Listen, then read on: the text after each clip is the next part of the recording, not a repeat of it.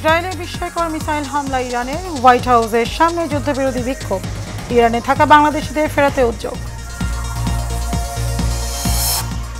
বাংলাদেশকে অব্যাহত সমর্থনে আশ্বাস যুক্তরাষ্ট্রের, মার্কিন উপপররাষ্ট্রমন্ত্রীর সাথে নিরাপত্তা উপদেষ্টার বৈঠক। ঐকমত্য কমিশনের সাথে রাজনৈতিক দলের চতুর্থ দিনের বৈঠক চলছে, আলোচনায় গুরুত্ব রাষ্ট্রের মূলনীতি ও প্রধানমন্ত্রীর মেয়াদ ইস্যু। এবং পৃথক সচিবালয়ে ঘোষণা আসতে পারে 22 জন, জানালেন প্রধান বিচারপতি। বিচার বিভাগের জন্য টার্নিং পয়েন্টের দিনটি।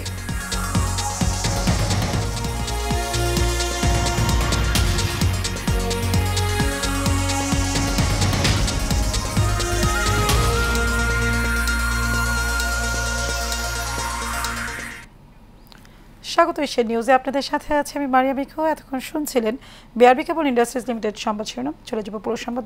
ইরান ইসরায়েলের সংঘাতের পরিপ্রেক্ষিতে সেখানে অবস্থানরত বাংলাদেশিদের পাকিস্তান, তুরস্ক হয়ে ফেরানো যেতে পারে, এ লক্ষ্যে সরকার কাজ করছে। পররাষ্ট্র মন্ত্রণালয়ের সূত্র জানায়, তেহরান থেকে প্রথমে এসব আটকে পড়া বাংলাদেশিদের স্থলপথে ইরান পাকিস্তান সীমান্তে নেওয়া হতে পারে, তারপর এদের পাকিস্তান থেকে আকাশপথে ফেরানো হতে পারে বাংলাদেশে। এদিকে আরও একটি বিকল্প পথ বিবেচনা করা হচ্ছে, সেটা হলো ইরান থেকে তুরস্ক হয়ে বাংলাদেশে ফেরানোর উদ্যোগ। ইরান থেকে বাংলাদেশিদের ফেরানোর জন্য তুরস্ক ও পাকিস্তানি সরকার সঙ্গে আলোচনা চলছে। ইরানে প্রায় 2000 বাংলাদেশি রয়েছেন, এদের মধ্যে তেহরানে 400 বাংলাদেশি আছেন। ইরানে তালিকাভুক্ত বাংলাদেশিদের সংখ্যা 672 জন, এর মধ্যে শিক্ষার্থী রয়েছেন 66 জন। ইতিমধ্যেই 100 জন বাংলাদেশি দূতাবাসের সঙ্গে যোগাযোগ করেছেন। তেহরান থেকে প্রথমে তাদের নিরাপদ স্থানে নেওয়া হবে, পরে তাদের দেশে পাঠানোর ব্যবস্থা করা হবে।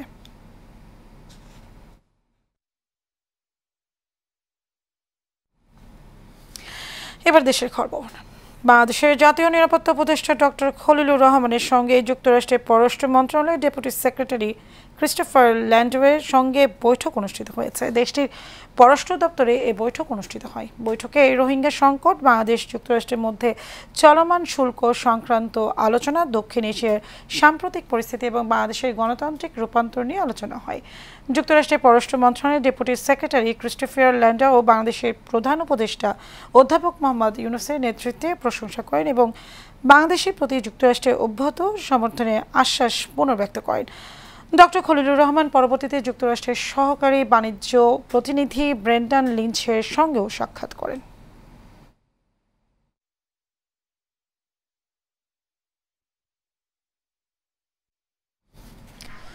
জাতীয় ঐকমত্য কমিশনের দ্বিতীয় ধাপের চতুর্থ দিনের বৈঠকে রাষ্ট্রের মূলনীতি, প্রধানমন্ত্রীর মেয়াদ নিয়ে আলোচনা হচ্ছে রাজনৈতিক দলগুলোর সাথে।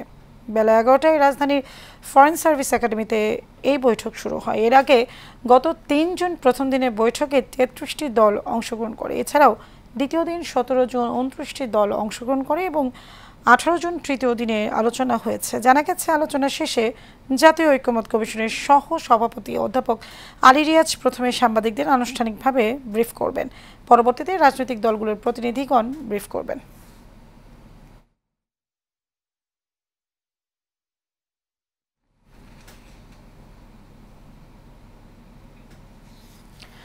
পৃথক সচিবালয়ের বিষয়ে আগামী 22 জুন একটি টার্নিং পয়েন্টে হয়ে থাকবে বলে জানিয়েছেন প্রধান বিচারপতি ডক্টর সৈয়দ রেফাত আহমেদ।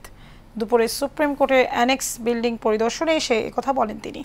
এ সময় আরও বলেন, সুপ্রিম কোর্টের বিজয় 71 বিল্ডিংয়ে কিছু কোর্ট বাড়ির আবেদনের প্রেক্ষিতে স্থানান্তর করা হবে, আর এইসব কোর্ট অ্যানেক্স ভবনে স্থানান্তরের কাজ চলছে বলেও জানান প্রধান বিচারপতি।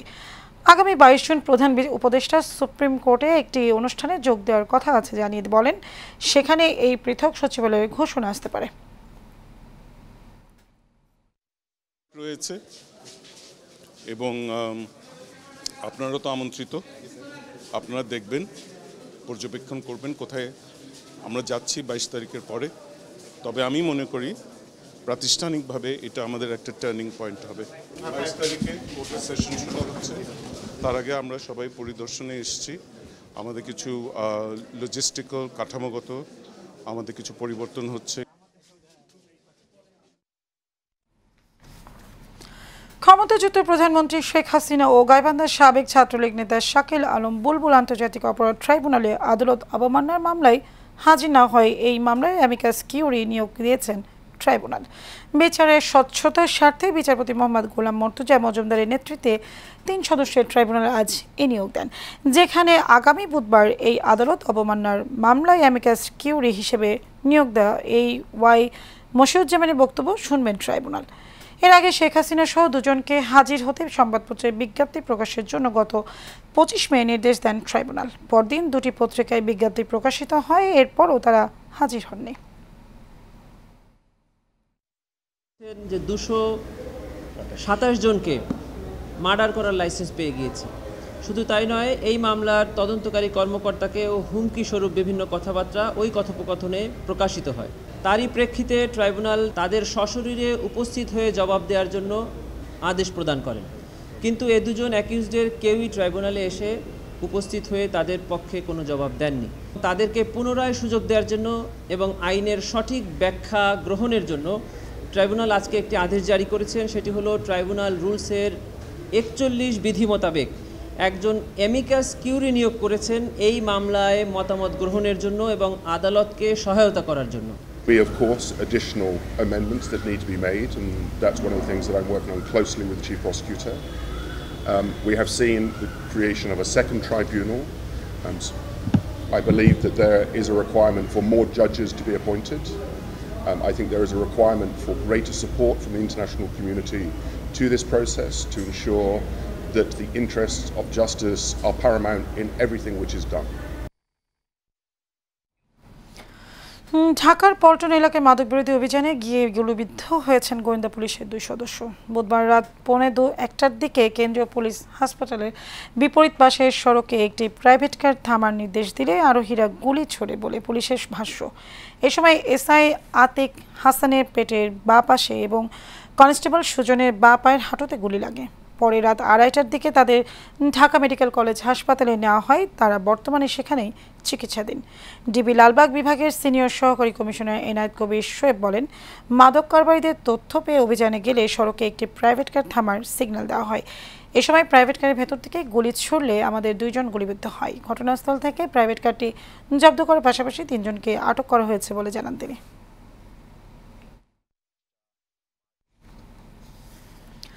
সাবেক পরিকল্পনা প্রতিমন্ত্রী শামসুল আলমকে গ্রেপ্তার করেছে ঢাকা মহানগর গোয়েন্দা পুলিশ। বুধবার রাতে তাকে রাজধানীর মোহাম্মদপুর থেকে গ্রেপ্তার করেছে ডিবি। বৃহস্পতিবার এ বিষয়ে ডিএমপির মিডিয়া অ্যান্ড পাবলিক রিলেশনস বিভাগের উপপুলিশ কমিশনার মোহাম্মদ তালেবুর রহমান বলেন, রাজধানীর মোহাম্মদপুরে এলাকায় অভিযান চালিয়ে সাবেক পরিকল্পনা প্রতিমন্ত্রী শামসুল আলমকে গ্রেপ্তার করা হয়েছে। তার বিরুদ্ধে বিভিন্ন থানায় একাধিক মামলা রয়েছে।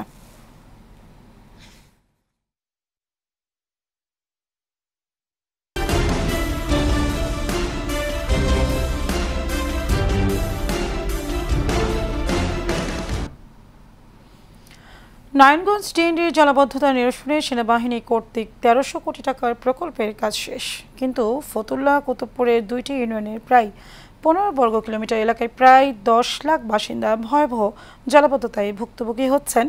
প্রশ্ন উঠেছে, বিশাল অঙ্কের এত বড় প্রকল্প বাস্তবায়নের পরেও কেন জলাবদ্ধতায় ভোগান্তিতে পড়ছেন সাধারণ মানুষ? নারায়ণগঞ্জ থেকে বিস্তারিত জানাচ্ছেন রোমান চৌধুরী সুমনের রিপোর্ট, জানাচ্ছেন ওয়ালিদ সিদ্দিকী। নারায়ণগঞ্জের জলাবদ্ধতা সমস্যা সমাধানে 2016 সালের প্রকল্পটি একনেকে পাশ হয়ে 2017 সালের 8 ডিসেম্বর সেনাবাহিনীর সঙ্গে এমওইউ স্বাক্ষর করে পানি উন্নয়ন বোর্ড। প্রকল্প ব্যয় শুরুতে 582 কোটি টাকা হলেও পরবর্তীতে 2020 সালে তা 741 কোটি টাকা বাড়িয়ে 1299 কোটি টাকা করা হয়।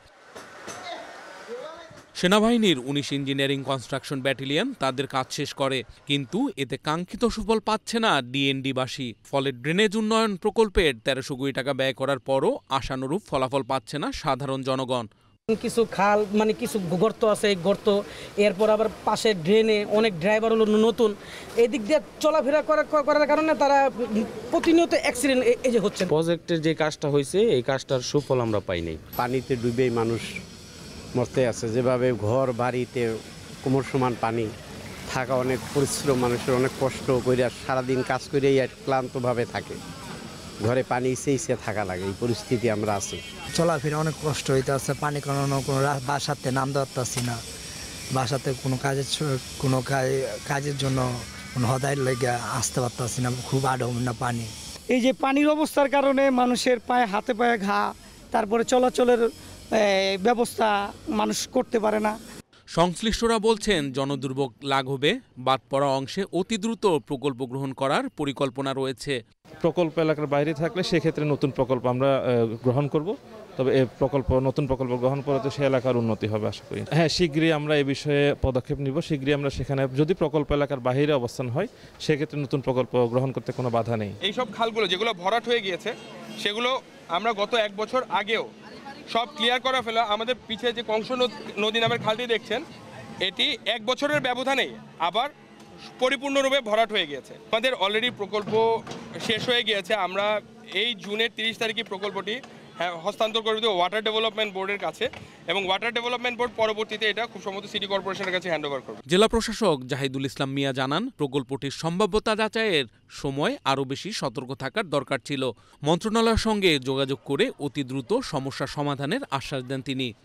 ওয়াটার বোর্ড, আমরা এবং স্থানীয় জনগণ এবং সিটি কর্পোরেশনকে নিয়ে আমরা একটি মিটিং করব, এবং মিটিং করে আমরা এটিকে কিভাবে আরও ফ্রুটফুল করা যায়, কিভাবে দ্রুত পদক্ষেপ নেওয়া যায়। কারণ হচ্ছে যে এখন বর্ষার সময়, এখন পদক্ষেপ না নিলে আরও 3 মাস পর পদক্ষেপ নিলে আসলে মানুষের যেটা কষ্ট, সাফারিং, সেটা হতেই থাকবে। এটি আমরা দূর করতে চাই। তবে ভুক্তভোগীদের আকাঙ্ক্ষা খুব শীঘ্রই বাদ পড়ে যাওয়া এলাকাগুলোর সমস্যাগুলো চিহ্নিত করে সমাধানে এগিয়ে আসবে পানি উন্নয়ন বোর্ড সহ সংশ্লিষ্ট কর্তৃপক্ষ। Walid Siddiqui, Asian television. রাজশাহী বাগমারা উপজেলার বিএনপির আহ্বায়ক ও সাবেক উপজেলা চেয়ারম্যান DM জিয়াউর রহমানের বিরুদ্ধে মিথ্যা ও উদ্দেশ্য প্রণোদিত অপপ্রচারের প্রতিবাদ বিক্ষোভ মিছিল ও প্রতিবাদ সমাবেশ অনুষ্ঠিত হয়েছে। দুপুরে উপজেলার ভবানীগঞ্জ বাজার এলাকায় এই কর্মসূচি পালন করা হয়। এতে উপজেলা বিএনপির অঙ্গ ও সহযোগী সংগঠন সহ সর্বস্তরের জনগণ অংশ নেন। বিক্ষোভ মিছিলটি ভবানীগঞ্জ বাজারের প্রধান সড়ক প্রদক্ষিণ করে সমাবেশ স্থলে গিয়ে শেষ হয়। পরে সেখানে এক প্রতিবাদ সভা অনুষ্ঠিত হয়। প্রতিবাদ সমাবেশে বক্তারা বলেন, বিএনপির ত্যাগী, সাহসী এবং বারবার রাজনৈতিক প্রতিহিংসার শিকার হয়ে কারাবরণকারী নেতা DM জিয়াউর রহমানকে হেয় প্রতিপন্ন করার জন্য একটি কুচক্রী মহল মিথ্যা, বানোয়াট ও মন গড়া তথ্যের ভিত্তিতে অপপ্রচার চালাচ্ছে। বক্তারা আরও বলেন, যেসব মহল এই অপপ্রচেষ্টার লিপ্ত তাদের বিরুদ্ধে প্রতিরোধ গড়ে তোলা হবে। বক্তারা DM জিয়াউর রহমানের প্রতি অবিচল সমর্থন জানিয়ে ষড়যন্ত্রকারীদের অপচেষ্টা রুখে নিতে দলীয় নেতাকর্মীদের ঐক্যবদ্ধ থাকার আহ্বান জানান। নারায়ণগঞ্জে সেনাবাহিনীর পোশাকের কাপড়, মাদক ও দেশীয় অস্ত্রসহ 2 নারী মাদক কারবারিকে আটক করেছে যৌথ বাহিনী। বুধবার রাতে সিদ্ধিরগঞ্জে আদমজি ইপিজেড সংলগ্ন বিহারি কলোনিতে শুরু হওয়া এই অভিযান শেষ হয় রাত 11টায়। অভিযানে সেনাবাহিনীর পোশাকের কাপড়, মাদক, দেশীয় অস্ত্র, মোবাইল ও মাদক বিক্রির নগদ টাকা উদ্ধার করা হয়। আটক করা হয় 2 অবাঙালি নারী মাদক বিক্রেতাকে। আটককৃতরা হল বিহারি কলোনির গফর ভান্ডারীর স্ত্রী আয়েশা এবং একই এলাকার মোস্তফার স্ত্রী ফারজানা। পুলিশ জানায়, দীর্ঘদিন যাবৎ সিদ্ধিরগঞ্জে বিভিন্ন এলাকাগুলোতে মাদক বিক্রি করে আসছিল বলে গোপন সংবাদের ভিত্তিতে বিহারি কলোনিতে অভিযান পরিচালনা করা হয়। প্রতারণা এবং নির্যাতন করে নগদ অর্থ ও গয়নাসহ জিনিসপত্র হাতিয়ে নিয়ে আত্মসাৎ করার প্রতিবাদে সংবাদ সম্মেলন করেছেন এক ভুক্তভোগী। বাংলাদেশ ক্রাইম রিপোর্টার্স অ্যাসোসিয়েশন মিলনায়তনে এই সংবাদ সম্মেলনের আয়োজন করা হয়। ভুক্তভোগী জানান, তিনি হংকং থাকার সময় পরিচয় হয় নাহিদ আহমেদের সাথে।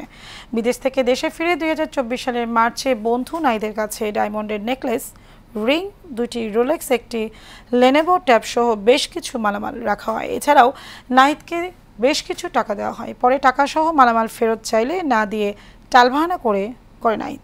ঘটনার সুষ্ঠু তদন্ত করে বিচার দাবি করেন তিনি।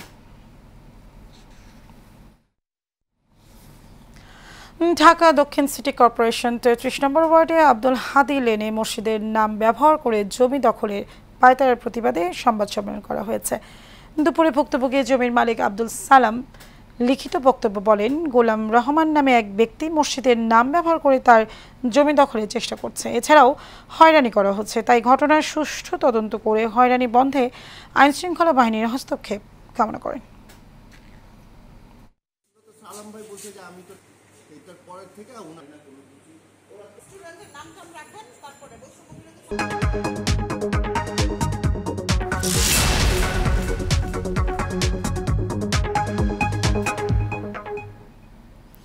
বাণিজ্য সংবাদ। নৌকা তৈরি করে জীবিকা নির্বাহ করে আসছে সুনামগঞ্জ সদর উপজেলার মাইজবাড়ি গ্রামের ৩ শতাধিক পরিবার। তবে বর্তমানে প্রয়োজনীয় কাঁচামাল ও পুঁজি না থাকায় নৌকা তৈরি করে লাভের চেয়ে লোকসান বেশি হচ্ছে কারিগরদের। এছাড়াও নানান সমস্যার কারণে অনেকেই ছেড়ে দিচ্ছেন এই বাপদাদার পেশা। তাই এই পেশাকে টিকিয়ে রাখতে সহজ শর্তে ঋণ সুবিধা সহ সহযোগিতার দাবি ভুক্তভোগীদের। এনামুল কবির মুন্নার পাঠানো তথ্য, ছবিতে বিস্তারিত জানাচ্ছেন রাশেদ আকন। কেউ কাঠ চিরাচ্ছেন, কেউ রান্দা দিয়ে করছেন মসৃণ, কেউ আবার তার কাটা লোহার পাত দিয়ে তক্তা জোড়া লাগানোর কাজে ব্যস্ত। হাওর অঞ্চলে পানি বাড়ায় এমন কর্মযজ্ঞ চলছে সুনামগঞ্জের নৌকা তৈরি কারিগরদের। টানা বর্ষণ উজানের ঢলে পানি বৃদ্ধি পেলে গ্রামাঞ্চলে মানুষের যাতায়াত বাড়ে নৌকায়। তবে ভালো নেই এই নৌকা তৈরির কারিগররা। একসময় নৌকা তৈরি করে জীবিকা নির্বাহ করলেও এই পেশা এখন বিলুপ্তির পথে। খাইয়া বাচ্চা যা তাকে তাকলো আর যে সময় পেনগ্রস্ত কেউ ক্ষেত বেচা দেয়, কেউ গরু বেচা দেয়, এরকম ভাবে চলে রাখি ব্যবসা। মাছবাড়ি নৌকা তৈরি করে আমরা বিক্রয় করি। বিক্রয় করার পরে দেখা যায় যে আমরা টাকা মিস্ত্রি এবং পাতা কিনা, কাঠ কিনা এগুলা দিয়া তেমন মুনাফা পাই না। দাদাতে আমরা বেশি লাভবান হইতাম পারি না, আমরা লসের হতে। কারিগররা বলছেন ঋণ করে কাঁচামাল এনে নৌকা তৈরি করলেও লোকসানে তারা, ফলে অনেকে ছেড়ে দিচ্ছেন এই পেশা। এই গ্রামের উচিত নৌকা বান্ধা জন্মত্ব ব্যবসা। আমরা ব্যবসা করি, নেয়া কোনো ফায়দা মিলে না, কোনো সময় লসও দেওয়া লাগে, কোনো সময় 200-500 মিলে, 1000 মিলে। এই কারবারে যা বংশগত জমিন আছিল 1-2 ইটা বেচন মানছে, এরপরে এই কারবারে আমরা শান্তি নাই। প্রযুক্তির ছোঁয়ায় বেড়েছে ইঞ্জিন চালিত নৌকার ব্যবহার, কিন্তু হারিয়ে যাচ্ছে লগি বৈঠার এই নৌযান। তাই এই পেশা টিকিয়ে রাখতে সকলের সহযোগিতার দাবি কারিগরদের। Rashed Akon, Asian television. শেষ করবো এশিয়ান নিউজ, তার আগে বিআরবি কেবল ইন্ডাস্ট্রিজ লিমিটেড সংবাদ শিরোনাম জানাবো আরেকবার।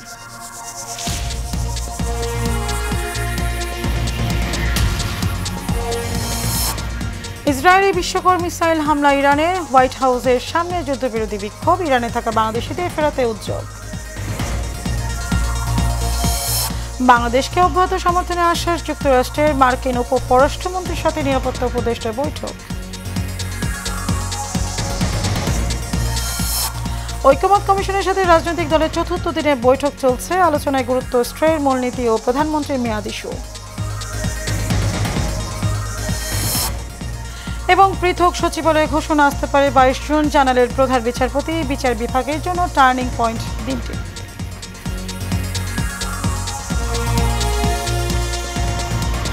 দর্শক, এই ছিল আমাদের এতক্ষণকার আয়োজন। আমাদের পরবর্তী সংবাদ দেখার আমন্ত্রণ রইল। ধন্যবাদ সবাইকে।